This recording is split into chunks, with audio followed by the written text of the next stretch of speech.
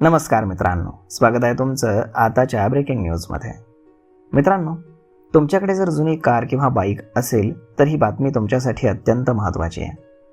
कारण लोकांमध्ये अशी चर्चा सुरू आहे की जर तुमच्या जुन्या गाड्या ज्या E20 पेट्रोलसाठी अपात्र आहेत, या कारमध्ये E20 पेट्रोल ठेवलं आणि यामुळे इंजिन किंवा इंधन प्रणालीमध्ये काही बिघाड झाला तर विमा कंपन्या तुमचा दावा नाकारू शकतात का? हा प्रश्न देशातील एक मोठी खाजगी विमा कंपनी ICICI लॉम्बार्डच्या ब्लॉग पोस्ट नंतर सुरू झाला, ज्यामध्ये त्यांनी सांगितलं होतं की जुन्या वाहनांमध्ये E20 इंधन ठेवल्यास विम्याचा दावा नाकारला जाऊ शकतो. या प्रकरणी आता कंपनीनं स्पष्टीकरण दिलेलं आहे. ICICI लॉम्बार्डनं 9 जून 2026 रोजी एका ब्लॉगमध्ये लिहिलं की केवळ E10 म्हणजेच E10 इथेनॉल मिश्रित पेट्रोलसाठी बनवलेल्या वाहनांमध्ये E20 पेट्रोलचा किंवा त्या इंधनाचा वापर निष्काळजीपणा किंवा गैरवापर मानला जाऊ शकतो. या ब्लॉगनुसार जर निष्काळजीपणामुळे वाहनाचं काही नुकसान झालं असेल तर विम्याचा दावा हा नाकारला जाऊ शकतो.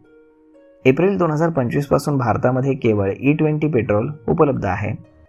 सामान्यतः E10 उपलब्ध होणं बंद झालंय आणि म्हणून वापरलेल्या वाहनांच्या मालकांना E20 घालण्याशिवाय पर्याय नाही.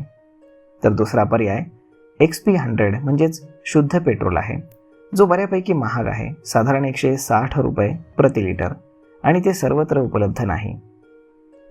ही बातमी पसरताच कंपनीनं स्पष्टीकरण दिलं.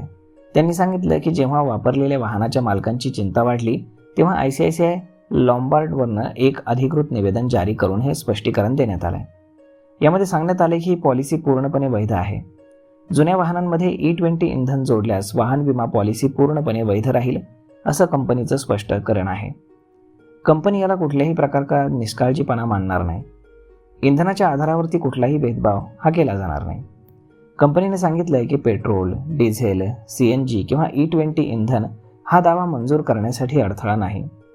जर एखादा दावा साध्या पेट्रोलवरती केला गेला तर तो E20 पेट्रोलवर देखील केला जाईल आणि केवळ इंधनाच्या आधारावरती दावा नाकारला जाणार नाही. तर अशा पद्धतीनं कंपनीनं त्यांचं जे काही स्पष्टीकरण आहे तर ते दिलेलं आहे. तर मग मित्रांनो, जुन्या वाहनांमध्ये E20 पेट्रोल घालण्याचा सर्वात मोठा धोका म्हणजे इथेनॉल हे हवेतील ओलावा शोषून घेतं, ज्यामुळे इंधन टाकी, पाईप्स, गॅस्केट आणि सील हळूहळू गंजत जातात. तर मग यावरती आता कंपनीनं अजूनही जास्तीचं स्पष्टीकरण दिलेलं नाही आहे. त्यामुळे ते पाहणं खूप जास्त गरजेचं आहे की भविष्यामध्ये आता कंपनी काय निर्णय घेते ते. तर मग मित्रांनो, अशा पद्धतीनं सध्या तरी E20 पेट्रोलपर्यंतचं जर पेट्रोल तुम्ही तुमच्या गाडीत भरत असाल तरी देखील तुमचा क्लेम हा काही रिजेक्ट होणार नाही आहे. तर मग मित्रांनो, यावरती आपलं मत काय, कंपनीच्या दिलेल्या स्पष्टीकरणावरती, हे तुम्ही आम्हाला कमेंट करून नक्की सांगा. आणि जर हा व्हिडिओ तुम्हाला आवडला असेल तर आपल्या जवळच्या मित्रमंडळींसोबत देखील हा व्हिडिओ तुम्ही शेअर करायला विसरू नका. धन्यवाद.